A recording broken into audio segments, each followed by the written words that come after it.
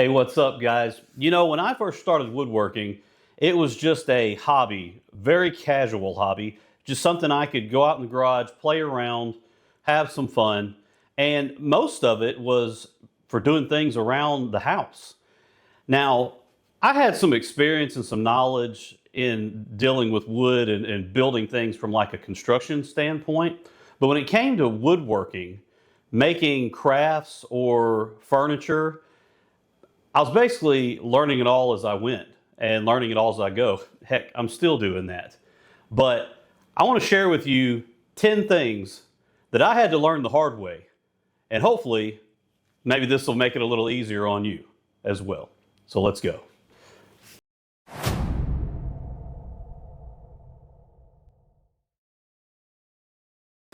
Number one, buy the tools for the projects you're doing, and not just because YouTube says you need them.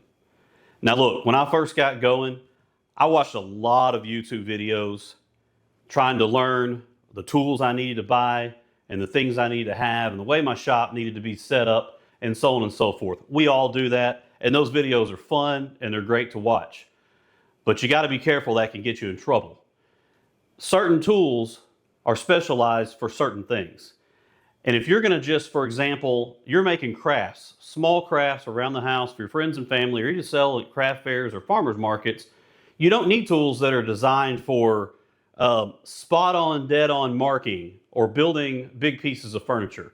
That's just money wasted at the time, and it's not anything you need. I'll give you an example. When I first got going, after I had all my power tools and things like that, your basic stuff that you have in a garage, and I had a lot of those already just because, like I said, I did a lot of work around the houses and I did some home remodeling and things like that. But I thought, oh man, after watching some videos, I got to have some tools to mark and lay out. So I bought a lot more, but I bought marking knives and marking gauges and punches and more stuff. I can honestly say in my first year and a half of doing woodworking, both casually as a hobby and trying to grow it into a business slowly but surely, I've used these things a couple of times. I just haven't had projects where they've been necessary, and I haven't got into that type of woodworking yet. It's coming, and I'm getting there, but I didn't need them right off the bat. You don't need a Festool domino if you're not building furniture. In fact, you don't need a Festool anything. I know they're great, I know they're fantastic, and I know I'm probably gonna get some comments making that, but you don't need that stuff. Now, if you've got a big enough production going on and you've got money flowing in left and right, sure, buy the stuff that's going to last the longest, work the best, but you don't need that right off the bat. Buy tools for the projects you're working on at the time. Build your tool collection up slowly. Don't just do it because YouTube says you need it. That's a bad idea. All right. Number two, wood is complicated. It really is. And I know for you older guys, if you're watching this and you've been woodworking a long time, you're probably thinking, no, it's not. But for a new guy, a beginner, somebody just wanting to start building stuff for their family or for their home, it's complicated. And you don't realize it's complicated until after the fact and it's too late. Wood is active. Wood is changing, expands, it contracts, it moves, and it depends and it matters on grain direction. It depends on what direction you sand and what direction you plane. It depends on how it was cut when it was milled. Whether you did it yourself or you had somebody do it and you bought it from a mill. All those things come into play. There's a lot of factors when it comes to wood. And the nicer stuff you want to make and the higher end and the more cost that the wood has, the more those factors come into play as you're working on your projects. So here's a tip. Take your time when you're first getting started and learn about the wood that you're working with. Learn what you need to do to best deal with it, to best cut it, to best sand it, to best process it, whatever it is you're doing. Take the time to work on it and to learn about it. I know that sounds boring, and it is. You'd much rather get to building, but I promise you, you're going to build something, you're going to be proud of it. Days, weeks, months later, you're going to be mad about it if you don't take your time to learn about the wood. There's a ton of books out there devoted just to wood. So it's got to be important, and there's got to be a lot to it. or it wouldn't be that big of a deal. Let me give you an example of a project I did early on. In fact, this was before I even started woodworking at all, because I didn't pay attention or even know how to deal with the wood. So this is our kitchen table in our dining area. Now, we don't use it very often because, like I've talked about in videos before, we hang out around the coffee table. And if you guys have watched my videos before, you know my theory that the coffee table is the new dining room table for families.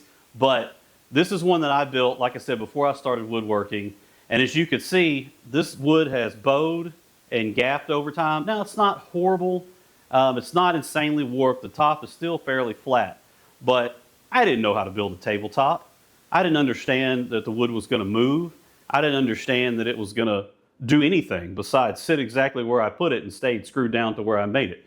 Over time, this has moved and shifted a little bit. That may or may not bother you, but if you're building something for a client, for example, and they're paying you for it, the last thing you want them doing is calling you in 6 months saying, my table's warped.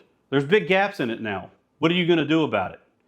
So take your time, slow down a minute, and don't hop right into building, and learn about the wood that you're working with and what's the best way, again, to cut it, to sand it, to joint it, and all the different things that have to do with your project. All right, number 3, measure carefully, but build to fit. What does that mean? Well, when I first started woodworking, nobody explained some simple basic things to me. And again, I had to find out the hard way. For example, something as common as a tape measure, we use them all the time for everything. And most people, even if you don't do woodworking, own a tape measure. What nobody explained to me, that a tape measure is not a tape measure. They're not all the same. Some of them don't even start at the same measurements or start in the same place. Nobody explained to me that this loose movement you have on your tab on the end, when you're doing a pull and a measurement, it's supposed to measure the same as when you're measuring inside and pushing. That's not always the case. A tape measure is not a tape measure, so you can't solely just trust your measuring device. You buy squares. We use them for things. We use them to measure. We use them to check for square. Not all squares are square. People that buy the more expensive brands, they'll tell you that left, right, and sideways, that if you buy a cheap brand, you buy it off Amazon or you buy it on Temu or wherever you buy it, it's probably not going to be exactly square because it's not calibrated right. And they don't pay that kind of attention to detail. And they might be correct. But no matter what the brand is, it doesn't really matter. Don't just trust that. When I cut things, when I'm building, I always leave pieces a hair long and double check. We do what we call a dry fit. Make sure it looks close. We got it like we want it. And then we can take off just a little bit more to get it exactly like we want it to be. Seems like common sense, but you can always take off some. Really difficult to add on. And if it's small enough, you can't even really add on. And then you got a gap or something that you just don't want to be there and you're not happy with. So take your time, measure carefully, but really take your time when you're fitting and make sure that you don't rush it. They say measure twice, cut once. I say measure twice, cut twice if you need to. All right, number 4, milling well will save frustration later. This is something that's a very difficult lesson to learn when you learn it.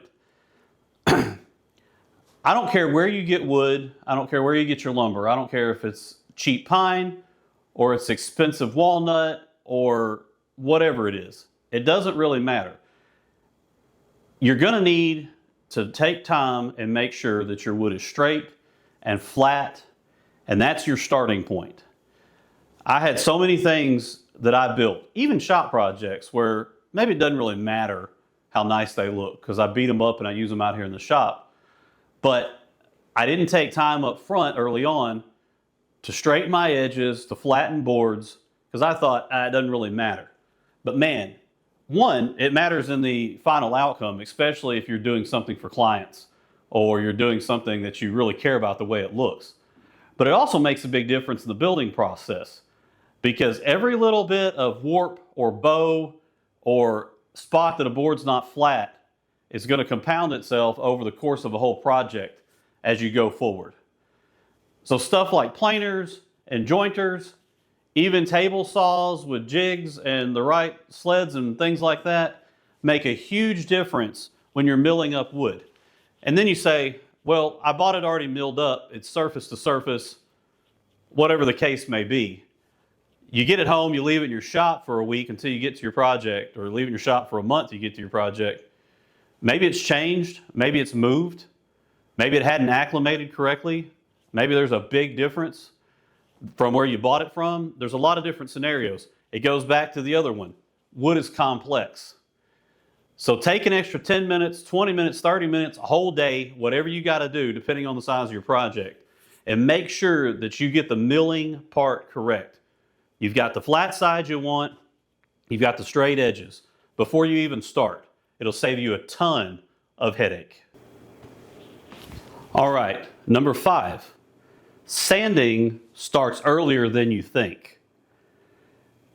It's really difficult to get your whole project put together and then start sanding. There are cracks, there are crevices, there are small areas, and they are so frustrating to try to get down in those spots to sand. Now, they make tools for stuff like that to help out, but it's so much easier and more efficient, time-wise, energy-wise, and frustration-wise, to just sand ahead of time and make sure that you've got everything nice and smooth and like you want it before assembly. Now, this can also go for things like paint and stain. It's so difficult once you get the piece put together and you've got these small little cracks and crevices to get paint and stain down in some of them. This is a entryway bench / shoe rack that I built early on when I started woodworking. I saw the design on a video or on Facebook or something, I think, and thought it was cool, thought I'd try to make one and try to sell it. And it ended up being in our entryway here because we never did sell it at our booth that we had at our market. But I want to show you some places on here where I did my glue up, I put my wood together, and I didn't have everything sanded, I didn't have my glue cleaned off. I tried to stain it, and you can see where the stain did not take the same way it did the rest of it. So you have these little areas of variation of the stain color and the darkness that you can't fix. At that point in time, it's a wash and it's too late. Gosh. So really it's not sanding starts earlier than you think, it's prep starts earlier than you think. So again, take a little bit of time, just like the last tip, take a little bit of time, get everything nice and smooth and cleaned up like you like it before you do all your assembly. It'll go together cleaner, it'll look nicer, it'll save you some more headache. Number 6, nobody notices mistakes like you do.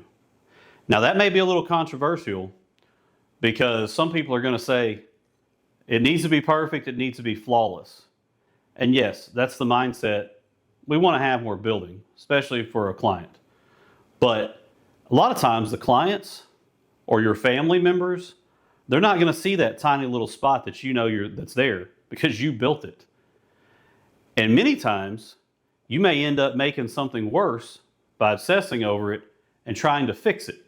I've had a lot of projects where I want it to be spot on perfect, and so there was a little spot and I got out my sandpaper, or I tried to hit it with a sander, or I tried to use a chisel or something like that, and end up making it worse than what it was before, and then you're trying to cover that up, and then you might be trying to cover that up, or you just got to scrap it all together, and then you're not happy any way you shake it.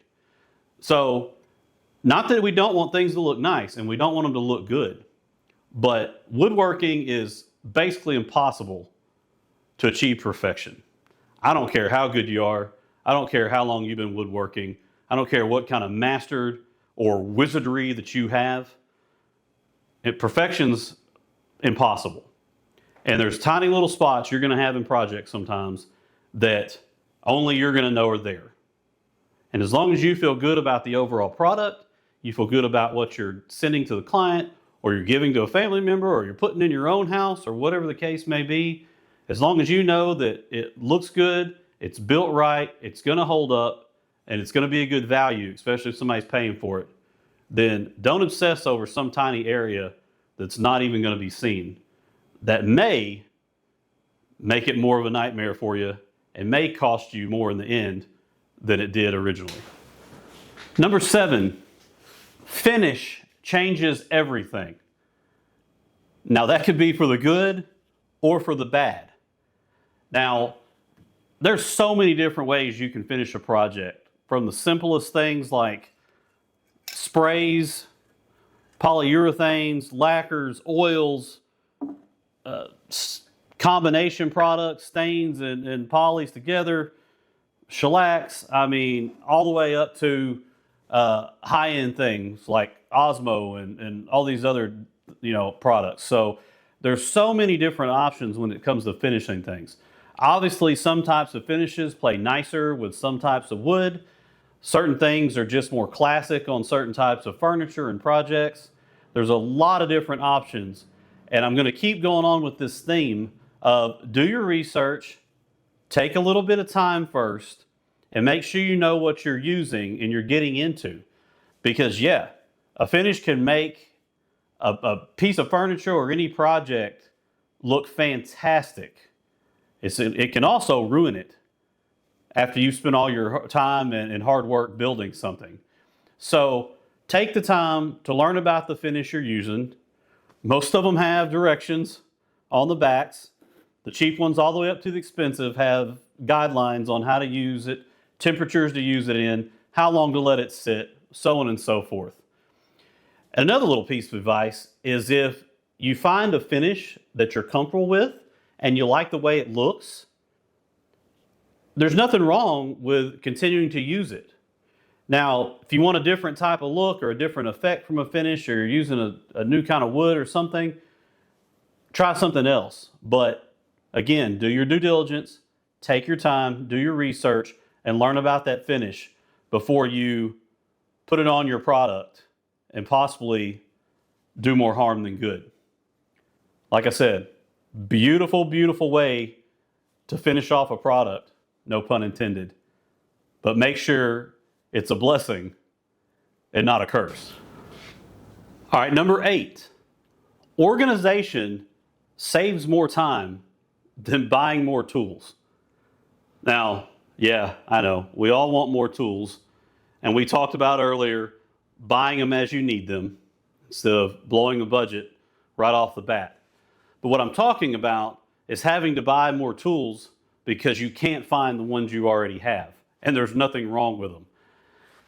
Now, this is something that's a difficult thing for me, and it's something I continuously am working on. And I'd be willing to bet if you've had a shop for a number of years, a small shop, a large shop, doesn't matter, that it's something, it's always changing, you're always working on it. But organization is something I'm learning is key. You don't want to spend more time walking around, digging around in drawers, looking through cabinets, trying to find that the tool, or in my case, drill bits and attachments. You don't want to spend more time looking for those things than you do actually getting to use them on your projects that you're building. So something that I have a hard time with, for example, is this pile of drill bits that I've got going on here. And it's one thing that I'm currently working on. I've organized a lot of my other stuff, but this is kind of the bane of my existence currently, is getting all these drill bits organized and put into where I can find them quickly. And one way I'm going to be doing that is this shelf, this rack I've got hanging up on my French cleat wall. This is where all my various kinds of drill bits is going to go. So I can have everything that would go in the drill or a drill press or anything like that. Anything that does drilling, I can have them all in one place and organized so I can always find them. So organization is going to help you from losing things, and you won't have to make a run to the store and spend more money and then a couple days later come across it, and then you're mad at yourself. Number 9, CA glue just might be your best friend. Now, I may get some flack on this one, but hear me out. I'm not talking about using CA glue for filling large gaps and that being a replacement for making proper cuts. and doing better joinery. That's not what I'm talking about. I'm talking about as a helping hand, an accessory in your shop. Now, it is good for things like maybe small knot holes and things like that in a piece of furniture, especially if you're going to paint over it or you're going to cover it up. It can be very handy for things like that. And I know they make other products for it, but I'm talking about having one product that can serve a lot of small purposes. Things like sticking templates down when you're using a routing table or routing out a shape for something. You could take 2 pieces of painter's tape, put some CA glue in between those. They stick to either side, your template and your piece of wood, and that forms a bond for you to use your template, and then you can just pull the tape off. How about this one? How about you are putting together your project, you've got a glue joint, and you've got a clamp, but you're having a hard time keeping the wood still because the glue is wet and it slides around some, and you need a way to stick it down. CA glue works as a liquid clamp in some cases. Now, I'm not talking about using a whole lot of it, but you can put a dab of CA glue on along with your wood glue, and the CA glue will help hold in place while that wood glue has time to kind of get set and start drying up a bit. So again, don't make it a substitute for doing proper woodworking, but it sure can be a good accessory, an extra set of hands sometimes, and your best friend when you're having a rough day in the shop. All right, guys, number 10, the best way to improve is to build more. Now, I've done a lot of talking on the other points about doing your research and taking your time, and that's absolutely 100% true. And I wish I would have done that starting off. I might have had a little easier go of it at times, and I still may. However, you don't use your tools, you're never going to learn, you're never going to grow. You can spend so much time looking at builds and watching other people build and planning your builds that you never get out and actually do it. It's called analysis paralysis. You spend so much time analyzing what you're going to do, you don't just do it. Get out in your shop or your garage or whatever you have. If it's a single workbench, put your hands on some wood, grab your tools, and get to making something. Trial and error is okay. Learning as you go can be all right. Take your time and do something you enjoy. All right, guys, I hope some of that was helpful to you. Obviously, this wasn't meant to be a full tutorial on any of those points, but just some reminders and things to think about, especially if you're getting started on your woodworking journey. Like I said, those are a lot of things that I had to learn the hard way and had to figure out on my own as I went along. And maybe I can save you just a little bit of headache and a little bit of frustration and give you a little bit of advice on some of those key things. Take care.